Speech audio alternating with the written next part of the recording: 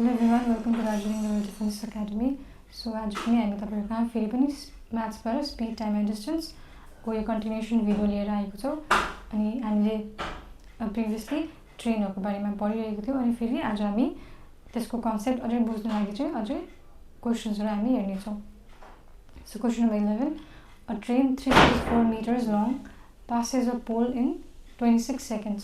Find the speed of the train. So यहाँ के भनेको छ 364 meters long यो चाहिँ के हो ट्रेन को लेन्थ हो. ट्रेन को लेन्थ कति छ 364 meters अनि टाइम कति देख्छ passes a pole in 26 seconds. 26 seconds. Find the speed of the train.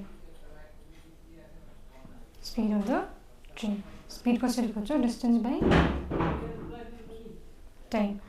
So हामीले पढेको थियौं प्रिभियस क्लासहरुमा कि जब एउटा ट्रेनले एउटा पोललाई क्रस गर्दै गरेको हुन्छ त्यतिखेर ट्रेनको डिस्टेन्स चाहिँ के हुन्छ ट्रेनको डिस्टेन्स चाहिँ ट्रेनको लेन्थको बराबर हुन्छ. भनेपछि यहाँ लेन्थ 364 हो भने डिस्टेन्स पनि कति हुन्छ 364. So distance 364 and the time कति देख्छ 26. So यसलाई हामीले क्यान्सल आउट गर्यौं भने 2 into 13 अनि 2 into 182 364 हुन्छ. सो फर्दर अब हामीले 2 ले यसलाई क्यान्सल आउट गर्न सक्दैनौं. सो 13 into 13 अनि 13 into 14 कति हुन्छ 182. सो कति आयो answer 14 metre per second. So यो चाहिँ के हो ट्रेनको स्पीड. Correct option 14 seconds. हेर 14 seconds and here 14 meter per seconds हुन्छ because यो के हो स्पीड हो. ट्रेनको नेक्स्ट क्वेशनमा हेरौं के छ. Find the length of a platform where a train of length 700 meter crosses it in 72 seconds with a speed of 80 km per hour. So ट्रेनले अब एउटा प्लेटफर्मलाई क्रस गर्दैछ अनि त्यो प्लेटफर्मको लेन्थ खोज्नु भनेर भन्दैछ. सो के गिभन छ हामीलाई given train को length 700 meter, time देख्छ 72 seconds अनि speed देख्छ train को speed देख्छ 80 km per hour. सो यहाँ आन्सर पनि अप्सनहरु पनि मिटरमा छ अनि यहाँ टाइम र लेन्थ पनि डिस्टेन्स पनि के देख्छ मिटरमा देख्छ. त्यही लागि हामी के गर्छ यसलाई पनि कन्भर्ट गर्छ. सो किलोमिटरलाई मिटरमा कन्भर्ट गर्दा 5/18. So 2 into 9 2 into 40. सो कति भयो 40 into 5 200 divided by 9 meter per second. किलोमिटरलाई मिटर पर सेकेन्डमा हामीले कन्भर्ट गर्यौं. सो यो इन्फर्मेसन देख्छ हामीले खोज्नु पर्ने के हो find the length of the platform. So हामीलाई थाहा छ जब ट्रेनले एउटा प्लेटफर्मलाई क्रस गर्दै गरेको हुन्छ त्यतिखेर के हुन्छ ट्रेनको डिस्टेन्स के बराबर हुन्छ लेन्थ अफ ट्रेन अनि length of platform. Length of train र ट्रेनको लेन्थ अनि प्लेटफर्मको लेन्थ जोडेर चाहिँ के हुन्छ डिस्टेन्स हामी फाइन्ड आउट गर्न सक्छौं. सो यहाँ चाहिँ हामीलाई के चाहिएको छ अहिले लेन्थ अफ प्लेटफर्म. सो हामी अब डिस्टेन्स पनि हामी खोज्न सक्छौं कसरी किनकि हामीलाई स्पीड पनि थाहा छ टाइम पनि थाहा छ. So with the help of this के गर्छ हामी प्लेटफर्मको लेन्थ फाइन्ड आउट गर्छ. स्पीड इन्टु टाइम स्पीड कति देख्छ 200/9 टाइम कति दिएको छ 72. सो 9 into 8 कति हुन्छ 72 अनि 8 into 216. सो यो यसरी हामीले चाहिँ के खोज्नुपर्छ डिस्टेन्स खोज्नुपर्छ. फर्मुला युज गरेर नर्मली. सो भ्यालु आयो कति आयो 1600 मिटर आयो 8 into 2 16 00 1600 मिटर. सो अब हामीलाई यो पनि पाए हामीले लेन्थ अफ डिस्टेन्स पनि पाए हामीलाई लेन्थ अफ ट्रेन त थाहा नै छ. सो अब हामी इजिली प्लेटफर्मको लेन्थलाई खोज्न सक्छौं.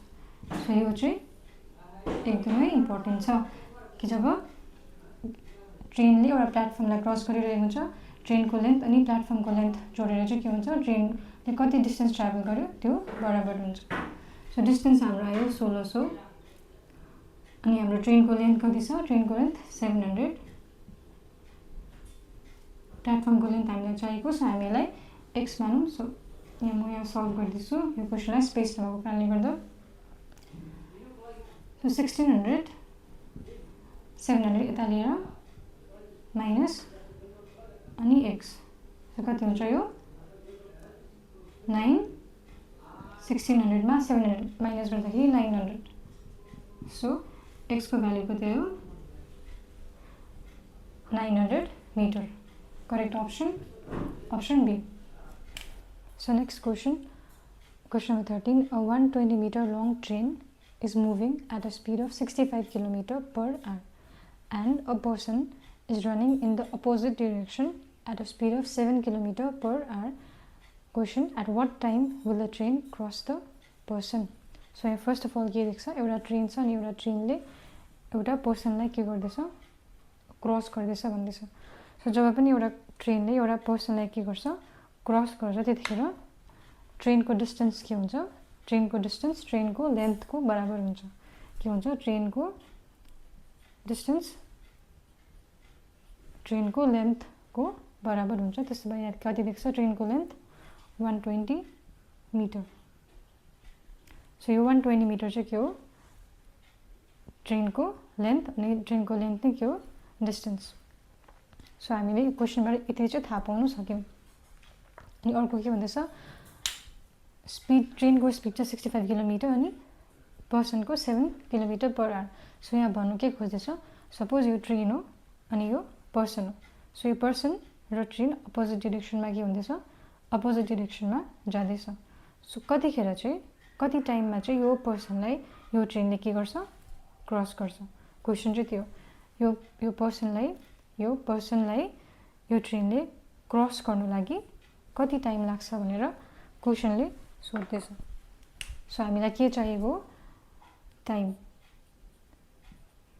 टाइम खोज्नु लागि फर्मुला के हो? Distance by speed. So distance हाम्रोमा अलरेडी एभाइलेबल छ। सो हामीलाई के चाहिएको छ? अब स्पिड। सो यहाँ चाहिँ एउटा डिफ्रेन्ट कन्सेप्ट लाग्छ। त्यो कन्सेप्ट चाहिँ के भन्दा चाहिँ जब पनि दुईवटा अब्जेक्टहरू, जस्तै यो केसमा एउटा train first object, person second object भनेर हामीले मान्यौँ भने जब दुईवटा अब्जेक्ट अपोजिट डिरेक्सनमा जाँदैछ त्यतिखेर हामीले स्पिड कसरी निकाल्छ भन्दा चाहिँ त्यतिखेर चाहिँ हामीले रिलेटिभ स्पिड निकाल्छ। रिलेटिभ स्पिड हामीले फाइन्ड आउट गर्छ। त्यो कसरी फाइन्ड आउट गर्छ? यहाँ के भन्दैछ? अपोजिट डिरेक्सनमा दुईजना जाँदैछ, त्यतिखेर चाहिँ के गर्छ? त्यतिखेर चाहिँ एड गर्छ दुईजनाको स्पिडलाई। ट्रेनको स्पिड कति छ? 65 अनि पर्सनको स्पिड कति छ? 7। के गर्छ हामीले? ट्रेनको स्पिड S1 अनि पर्सनको स्पिड S2 लाई चाहिँ हामीले के गर्छ? एड गरेर हामीले रिलेटिभ स्पिडलाई फाइन्ड आउट गर्छ। इफ अपोजिट डिरेक्सनमा छ भने चाहिँ एडिसन। सो 65 प्लस 7 कति भयो? 72 किलोमिटर पर आवर। स्पिड पनि निकाले हामीले, डिस्टेन्स पनि हामीलाई थाहा छ। सो हामी टाइम निकाल्न सक्छ। बट फर्स्ट अफ अल के हुँदैछ यहाँनिर? Kilometre per hour. हामीले यहाँनिर अप्सन्समा आन्सर हेरौँ भने टाइम केसमा देख्छ? सेकेन्ड्समा। सो हामी के गर्छ? अब यसलाई कन्भर्ट गर्छ मिटर पर सेकेन्डमा। 72